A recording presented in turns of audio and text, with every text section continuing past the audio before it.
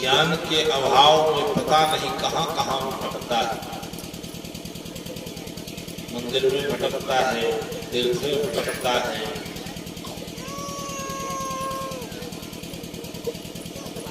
पेड़ पहाड़ पीपल के पास व्यक्ति भटक रहा है और सब जगह घूम घूम करके एक ही मांग है कि हमको शांति कैसे मिलेगी, हमको धन कैसे मिलेगा, हमारी बौद्धिक शक्ति कैसे बढ़ेगी। इसके लिए लोग ज्ञान के अभाव में भीख मांगता है, जबकि बिल्कुल सही है। सदचिंतन सही चिंतन करें तो श्रम के बिना धन नहीं मिले। किसान खेत में श्रम नहीं करे, अन्न नहीं मिले। व्यापारी व्यापार नहीं करे, उसका धन नहीं बढ़ेगा। चाहे वह किसी देवी देवता का पूजा करे या और कहीं चला जाए, केवल किसान खेती नहीं करे और बैठ करके नाम जाप करे, किसी मंत्र का, किसी भगवान की पूजा करे, खेत में अन्न मिलने की संभावना है। विद्यार्थी स्वाध्याय नहीं करे, केवल सरस्वती का पूजा करे, सरस्वती के प्रतिमा के आगे फूल पत्ती चढ़ावे, फल चढ़ावे, अगरबत्ती दिखावे, पढ़े भर नहीं, तो उसके ज्ञान का विकास होगा। बिल्कुल सदचिंतन है कि हमारे श्रम से हमारी अर्थ शक्ति विकसित होगी, हमारे श्रम से हमारा धन बढ़ेगा, हमारे श्रम से हमारा ज्ञान बढ़ेगा। वो ज्ञान चाहिए। उस ज्ञान के अभाव में इसलिए भगवान कृष्ण ने कहा कि नहीं ज्ञानेन सदृशम पवित्र में विद्यते। ज्ञान के समान पवित्र होने वाली करने वाली धरती पर कोई चीज नहीं।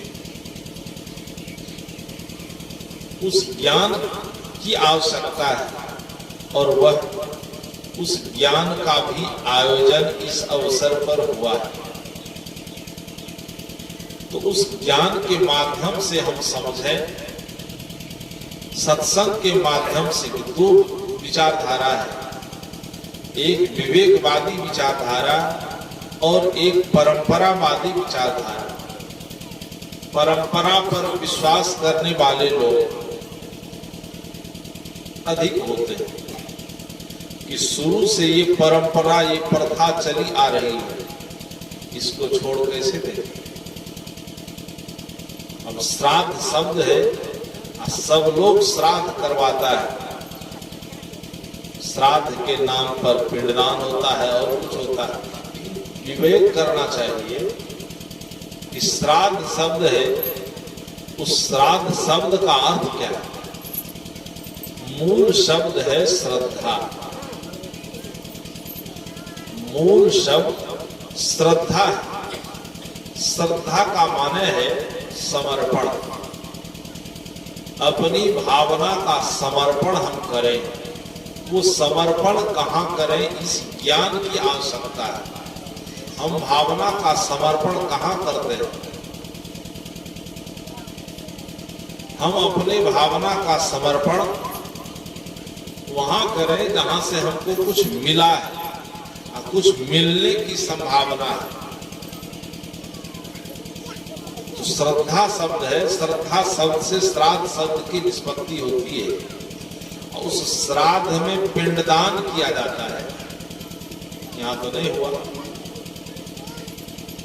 इसको जानने क्या सर, पिंड मने क्या होता है? पिंड मने शरीर। ये शरीर जो मिला है हमको, आपको, सबको, इस शरीर को मिलने में कौन कौन कारण है? दो ही कारण, एक माता और एक पिता। माता पिता से शरीर मिला जिसको हम पिंड कहते हैं, और मरने के बाद पिंडदान करते हैं। पिंडदान जीवन काल में होना चाहिए, श्राद्ध जीवन काल में।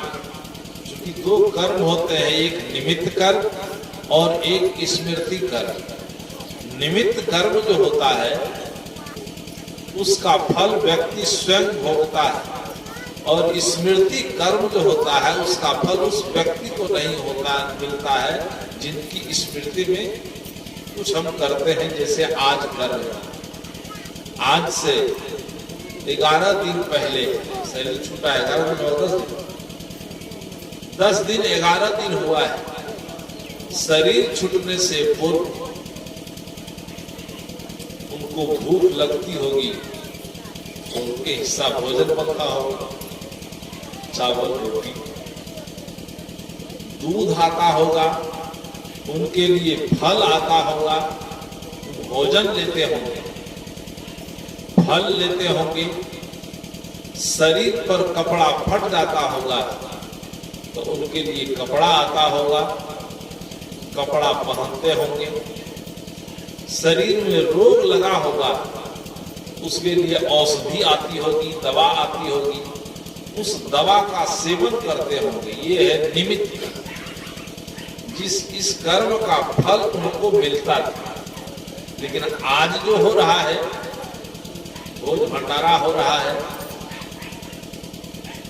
एक को दाना उनके मुंह में जाएगा, जिस मुंह में जाता वो मुंह नहीं है। अब आज कपड़े दान किए जाएंगे या जो भी कुछ हो रहा है, इसका एक कण उनको मिलने वाला नहीं। इसको कहते हैं स्मृति कर्म।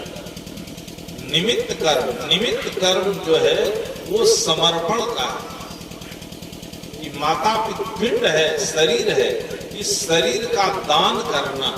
मतलब किसको? अभी जो चावल का पिट्ठा दान करता है वो श्राद्ध में, चावल का गोली बना बना करके छोटी छोटी थाली, एक आदमी के यहाँ बहुत बड़ा आदमी था, पंडित जी को बुलाया था, श्राद्ध करवा रहा था, सोने का थाली दिया दान में, सोने का थाली और लोटा। वो थाली कितना बड़ा था, जबकि उसका बेटा प्रोफेसर, पढ़ा लिखा, लेकिन विवेकहीन इतना कि सोने का जो थाली दिया, थाली बहुत छोटा था, उस थाली में चटनी नहीं अटेगी। एक पाव चावल का भात कहां से अटेगा? लोटा ऐसा दान कर रहा था जिस लोटा में मुश्किल से अंगूठा जा सका। छोटा छोटा लोटा और थाली दान करते हैं मरने के बाद। जिंदा में, जब जिंदा थे पिताजी, तब हवा दवा के लिए तरस रहे थे, तब उसके लिए हमने कोई व्यवस्था नहीं किया। किसी ने कहा है कि जियत पिता को गंगम गंगा, जिंदा है पिताजी, माँ जिंदा है, तब उसकी सेवा दवा नहीं। जिसको ऋषि ने कहा कि एक पुत्र को जन्म देने में, पालने में, पोसने में जो लागत लगती है माता पिता की, वह पुत्र 100 वर्षों तक सेवा करे तब भी उद्धार नहीं पा सकता। तो जीवन काल में माता पिता का सेवा नहीं, हम मरने के बाद कहाँ ले जाना है? हमारे यहाँ जहाँ रानी पत्रा का आश्रम है, वहां कोई मर जाए, गरीब मरे, अमीर मरे, तो सबको उठा कर ले जाता है मनिहारी घाट। आश्रम 4 लेन के सामने है, आज भी 2 लाशें गई है, रोज जाता है। संत ने कहा कि जियत पिता को दंगम गंगा, जब शरीर की आवश्यकता थी भोजन की, कपड़े की, औषधि, तब तो उसको देखा नहीं, उसके प्रति समर्पण नहीं हुआ। मरने के बाद शरीर को गंगा पहुंचाता है और श्राद्ध करवाता है। ये ज्ञान सही है, ये ज्ञान सही है कि मर गया है पिताजी। श्राद्ध क्यों करते हैं कि मर गया है, नरक में गए होंगे तो नरक से स्वर्ग में ट्रांसफर हो जाए, उसको नरक से स्वर्ग में भेज देंगे। ये बात सत्य है कि हम जीवन भर गलत कर्म किए तो हमारे गलत कर्म का परिणाम गलत होगा कि नहीं। श्राद्ध करने से, पिंडदान करने से, भोज करने से स्वर्ग में चल जाएगा। श्राद्ध और पिंडदान से स्वर्ग नहीं जाएगा। और ये भ्रम हम लोगों के बीच में है। आज उस भ्रम का छेदन हुआ, इसको समझा गया है। इसलिए हम जो कर रहे हैं, जो आयोजन है, ये उनके स्मृति में है। ये जो अवसर मिला है, इस पर हम अपने जीवन को समझें। वो श्राद्ध समर्पण है और समर्पण जीवन काल है। लेकिन हम समर्पित नहीं होते।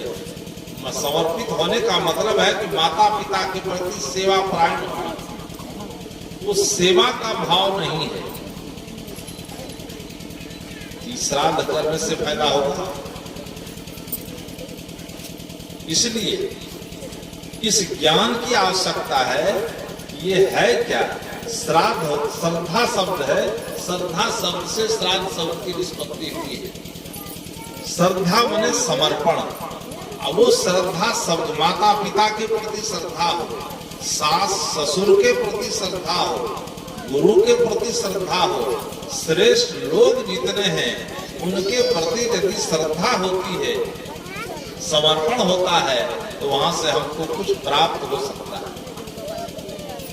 कि माता पिता से बढ़कर धरती पर कोई देव नहीं है। गोस्वामी तुलसीदास ने कहा,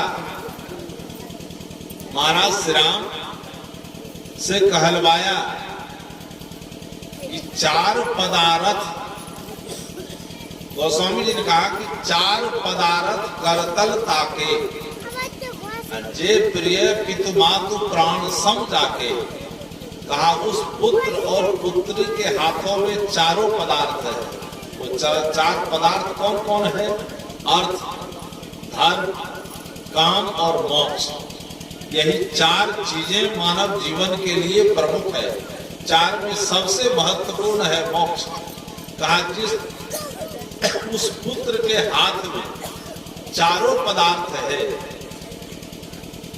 जिसको माता पिता प्राण के तरह प्रिय है। तो मरने के बाद पहले, मरने से पहले, चूंकि शरीर तो छूटना है, सबका छूटेगा।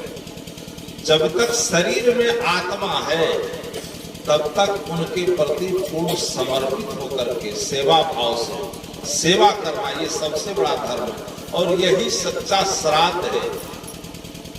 इसको समझे बिना जो हम श्राद्ध करते हैं वो सब झूठ है। उस झूठ उधर भागता क्यों है? तो वहां लगता है कि बहुत सरल काम है, हम स्वर्ग से नरक से स्वर्ग में भेज देंगे। किसी के बस की बात नहीं है, कोई नहीं भेज पाया है। कि हर एक व्यक्ति को अपने अपने कर्म का परिणाम मिला है, कर्म का फल भोगना पड़ा है। महाराज श्री राम को अपने कर्म का फल भोगना पड़ा।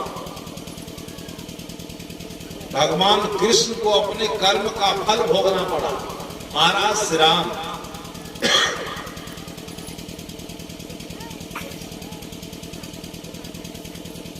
वो अपने कर, गोस्वामी ने कहा कि काहु न कोहु सुख दुख कर दाता, निज कृति कर्म भोगहु सुर भ्राता। कर्म का परिणाम सबको भोगना पड़ता है। भगवान राम जंगल गए, शिकार के लिए, दशरथ। उसी समय एक पुत्र हुआ था जिसका नाम सबके उस पर होगा, अब तो नहीं होगा, चूंकि नई पीढ़ी आ गई है, नयका पीढ़ी जो है वो सब कुछ भूल गया। उसका नाम था श्रवण कुमार। भजन सुने होंगे, श्रवण मारल गेले माता पिता करनमा सागर जल भैरनमा। इतना समर्पित सुपुत्र श्रवण कुमार। हरिद्वार का कुंभ लगा, माता पिता के पास आंखें नहीं थी। मां ने कहा कि बेटा हरिद्वार में कुंभ लगा है, आंख हमारे पास तो नहीं है, लेकिन उस कुंभ में बड़े बड़े संत महापुरुषों का आगमन होता है, एक से एक तपस्वी आते हैं। तो आंख से तो दर्शन नहीं करते, लेकिन चल वहां पहुंच गए होते तो सबके शब्दों को सुनने का अवसर मिलता। कहा मां, आंख तुम्हारे पास नहीं है ये कैसे कहती है? तुम इस शरीर को जन्म दिया ही, दोनों आंख किनके हैं?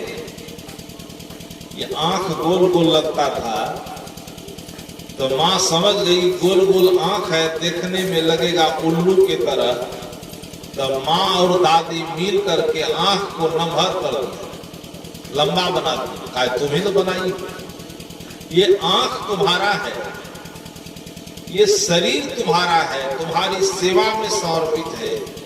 तुम आंख से दर्शन नहीं कर पाओगी, कान से तो सुन ही सकती हो। तो हम पहुंचा, उसी समय बहंगा बनाया था श्रवण कुमार। आगे एक तरफ माता को, एक तरफ पिता को बैठा कर लेकर चल दिया। वह भी एक पुत्र था इस धरती का, और एक पुत्र आज है कि शिव जी का पूजा करता है। साल में एक बार गर्मी चढ़ता है, जैसे सावन आषाढ़ आया, ज्येष्ठ पूर्णिमा होता है तो लगता है कि सब शिव भगत हो गए। श्रवण कुमार माता पिता को ढोया था कि माता पिता को कंधा पर लेकर तीर्थाटन करवाया। और आज का जो नयका पीढ़ी का श्रवण कुमार है, लड़का है जिसको मां ने जन्म दिया है, मां हवा दवा के लिए घर में तरस रही है, और बेटा बोलो बम पहुंचता है सुल्तानगंज। अब बहंगा खरीदता है, पानी भरता है सुल्तानगंज में, क्योंकि उस शिव जी को पानी जो है सुल्तानगंज का बढ़िया लगता है। नलका का पानी उस शिव जी को बढ़िया नहीं लगता है, इसलिए यहां से नहीं ले जाते। अब आज समय है मोटरसाइकिल से जाने का, 4 चक्का से जाने का, जाना चाहिए, जल्दी पहुंच जाएगा। उस शिव जी ऐसा है कि 45 किलोमीटर जो भगत चल करके, पैदल चल के, डाक बम, पैसेंजर बम, पेट्रोलियम बम चल करके पानी पहुंचाएगा, उसी को सार्थक होता है, उसी को शिव जी फल देता है। जो असली शिव घर में है, जिसने पैदा किया है, वो माता पिता पानी के लिए तरस रहे थे। सुना मां कहा कि बेटा तुम मत जाओ बाबा धाम, बैजनाथ धाम, इसलिए हम अस्वस्थ हैं, शरीर मेरा छूट जाएगा, तुमको हम देख नहीं पाएंगे। हमको पानी कौन देगा, पानी की आवश्यकता होगी तो। मां जहां बैठी है वहां से 12 की दूरी होगी 10 कदम। 10 कदम से पानी लाकर मां को नहीं दे सकता, लेकिन बैजू बाबा पर 45 किलोमीटर पैदल चल के पानी पहुंचाता है। ये असली बेटा है क्या? असली बेटा श्रवण कुमार लेकर जा रहा है, सरजू के तट पर पहुंचा। मां कहती है कि बेटा प्यास लगी है। बहना वहीं रख देता है श्रवण कुमार, हाथ में लेता है लोटा, चला जाता है सरजू के नदी में पानी लेने के लिए। और सरजू के तट पर जंगल था, उसी जंगल में दशरथ शिकार खेल रहा था। झुक करके पानी ले रहा था, लोटा को जैसे डुबाया, आवाज हुई। अब बूढ़ा हो गया था दशरथ जी, आंख में मोतियाबिंद हो गया होगा। वो पानी आवाज सुना, उठाया बाण, उसको लगा कोई मिर्गा है, उठाया बाण और मार दिया। और जब बाण लगा श्रवण के हृदय क्षेत्र में, हे राम करते हुए गिर गया। तब दशरथ को बारंबार लगता है कोई आदमी आज तो हमसे जघन्य पाप हो गए। दौड़ कर आया, श्रवण को उठा, देखा कि आदमी है, श्रवण को उठाया। श्रवण कहा कि अब बांध ऐसे जगह लग गया है कि हम बच नहीं पाएंगे, लेकिन मैं मर रहा हूं, ध्यान दो, कहा मैं मर रहा हूं, इसकी चिंता नहीं है। शरीर अंतिम सांस ले रही है, इसकी चिंता नहीं है। चिंता इसकी है कि माता पिता को प्यासा छोड़कर जा रहा है और बस चले, अब तो हम जा नहीं सकेंगे, आप पानी लेकर के हमारे माता पिता को पिला दीजिए। दौड़ कर गया, सरवन तो मर ही गया, शरीर छूट गया। पानी लेकर के दौड़ कर गया और कहा माँ पानी ले लो। माँ कहती है तुम कौन हो? श्रवण? तुम नहीं हो श्रवण कुमार, तुम हो कौन? कहा कि मैं राजा दशरथ हूं। श्रवण हमारे बाण का शिकार हो गया। माँ कहती है कि अब जब श्रवण नहीं है, तुम्हारे ऐसे हत्यारे के हाथ से पानी पीना, तुम राजा हो और राजा होकर शिकार खेलने आए हो, शिकारी हत्यारा होता है, हत्यारे के हाथ से पानी पीना सबसे बड़ा पाप है। इससे अच्छा है कि पानी के बिना हमको प्राण त्याग दे। पानी ग्रहण किए बिना माता पिता पानी के बिना प्राण त्याग दिया और इसका परिणाम दशरथ को अयोध्या में भोगना पड़ा। राज्याभिषेक की बात हुई, राज्याभिषेक राम का हो नहीं पाया। महाराज श्री राम को जंगल के तरफ जाना पड़ा और दशरथ राम जैसे श्रवण के बिना माता पिता तड़प तड़प करके प्राण त्याग दिया, उसी तरह से तड़प तड़प करके दशरथ राजभवन में प्राण त्याग। तो कर्म का फल राम पैदा करने वाले दशरथ को भोगना पड़ा, कृष्ण को भोगना पड़ा, भगवान राम को भोगना पड़ा। कृष्ण अवतार में जो बाली को छिप कर मारा था तो व्याधा का शिकार हुआ कृष्ण अवतार में। तो कोई भी महापुरुष अपने कर्म परिणाम से वंचित नहीं हुआ, कर्म का फल भोगना पड़ा। आप हम किस खेती मूली, जैसा कर्म करते हैं उसका परिणाम सामने आता है। इसलिए हर एक व्यक्ति जो अवसर मिला है वो संभल करके चलने का, कि हमारा ज्ञान सही हो और सही ज्ञान प्राप्त करके हम सही दिशा में आगे बढ़े। श्राद्ध करने से कर्म कभी कटेगा नहीं। इसलिए कर्म जो गलत कर्म किए हैं, आग में हाथ डाल दिए, जलन होगी कि नहीं? लेकिन अब से सावधानी बरतेंगे कि आग में हाथ नहीं देंगे। लेकिन जो हाथ आग में चली गई है उसका जलन तो होगा। उसी तरह से हम जब से सावधान होते हैं तब से हमारे जीवन में परिवर्तन होता है, तब से हमारे जीवन का विकास होता है, हम ऊपर उठते हैं। और यह होगा ज्ञान से जो अवसर दिया है सत्संग का, कि मरने के बाद भी एक अवसर यह अपने आप को सोचने का, चिंतन करने का है। हम चिंतन करें, सोचें कि हमारा जीवन कैसा है, हम क्या कर रहे हैं, किस लिए हम आए हैं। कि मरना और जीना ये संसार का नियम है। मर सबको, जो जितने शरीरधारी हैं, शरीर धारण किए हैं, सबको मरना है। जन्म और मौत दोनों के जो बीच का क्षण है वो पवित्र हो, उसमें पवित्रता हो। दोनों के बीच का क्षण इतना पवित्र हो। पवित्र का मतलब कि हम अपने जीवन से, अपने मन वचन कर्म से दूसरे को दुख नहीं पहुंचावे, दूसरे को कष्ट नहीं दे, न मन से, न वाणी से, न कर्म से। मन से हम सही सही चिंतन करें। आज मन से किसका चिंतन सही? मन से चिंतन सही हो जाए। हर एक व्यक्ति अपने जीवन पर चिंतन करे, केवल अपने शरीर पर चिंतन करे कि हम शरीर के साथ कैसा व्यवहार कर रहे हैं। ध्यान तो करता है, दीक्षा तो लेता है, सब कुछ हो रहा है, लेकिन ध्यान और दीक्षा का फल क्या मिल रहा है कि हम ध्यान करते हैं और दूध में पानी मिलाते हैं, ध्यान सफल होगा? हम ध्यान करते हैं, सुबह उठते हैं, व्यापारी हैं हम, दुकान खोलने से पहले स्नान करके आधी धोती कमर में, आधी धोती गर्दन में, गुरु महाराज को, जितने महापुरुष हैं, राम को, कृष्ण को फोटो पर अगरबत्ती दिखा करके फूल पत्ती चढ़ा देते हैं और दुकान पर पहुंचते हैं। तब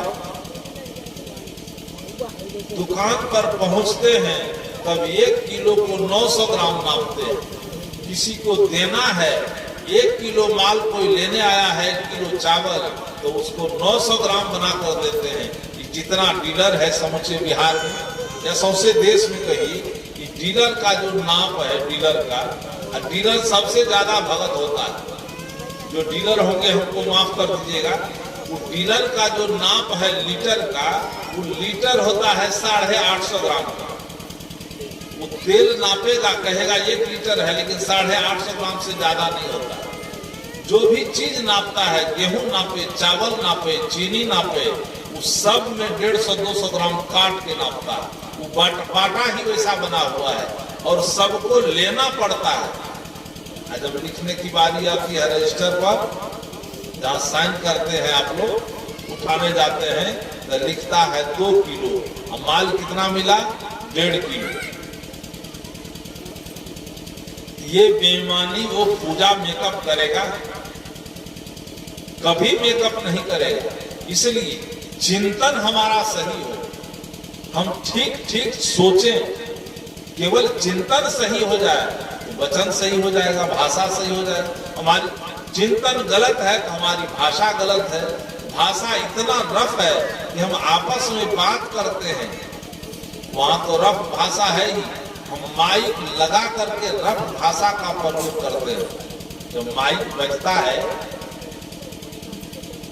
तब शादी में जो गीत गाते हैं आप लोग, उस समय कैसी गीत होती है? ऐसा अभद्र गीत, जिस गीत को छोटे छोटे बच्चे सुनते हैं, जिसको सुनने से उसका संस्कार विकृत होगा, ऐसे गीत हमारी माँ बहन गाती है। चिंतन सही हो जाएगा तो सब सही हो जाएगा। तो हम ध्यान करेंगे, गीत हमारा सही नहीं, हम गाएं, लेकिन ऐसे शब्द का परमेश्वरी भजन, जरा सोच समझ नादान। कुछ गुरुदेव जी कहते हैं कि ऐ नादान जरा सोचो। नादान का मतलब जो कुछ नहीं जानता हो, अनजान में करता हो। लगता है कि सब लोग अनजान में हैं। गुरुदेव जी कहते हैं जरा सोच समझ नादान, यहां नहीं रहना है। जिसको कहते हो कि यहीं हम रहेंगे घर बना करके, यहाँ कोई नहीं रह पाया। जो आया है सबको चला जाना पड़ा है, चाहे राजा हो, रंक हो, फकीर हो। कबीर साहब ने कहा कि आया है सो जाएगा, राजा रंक फकीर एक सिंहासन चढ़ चले, एक बंध जात जंजीर। व्याख्या पूरी नहीं हो पाएगी। इसलिए जाना सबको है, लेकिन नादानी कितनी है कि हम समझते हैं कि सब हम ही रहेंगे, यहाँ पर सब चला जाएगा। इसी के लिए हम बेईमानी करते हैं, इसी के लिए हम चोरी करते हैं, इसी के लिए हम मिलावटबाजी करते हैं, इसी के पीछे सुबह से शाम तक लगे रहते हैं। इसलिए ये कब होगा? जब हमारी चेतना जगेगी, हमारे अंदर सद्ज्ञान का उद्घाटन होगा। और वो सद्ज्ञान मिलेगा सत्संग से। जहाँ हम लोग बैठे हैं जो अवसर दिया है, इस सत्संग का एक शब्द उनके कान तक नहीं जाता होगा, उनकी स्मृति में सत्संग हो रहा है, आप सब लोग सुन रहे हैं। इसको सुन करके यहाँ से सुन करके अपने जीवन को बदल कर जाइए। यहाँ से हम घर जाए तो सास बहू में यदि विरोध है तो प्रेम हो जाए। यहाँ से जाए घर, सास को कहें, पतोहू है तो सास को कहें कि माँ आज तक जो गलती हुई थी माफ कर दीजिए, आज हम सत्संग से आए हैं, हमारे जीवन में परिवर्तन हो गया है। संतों की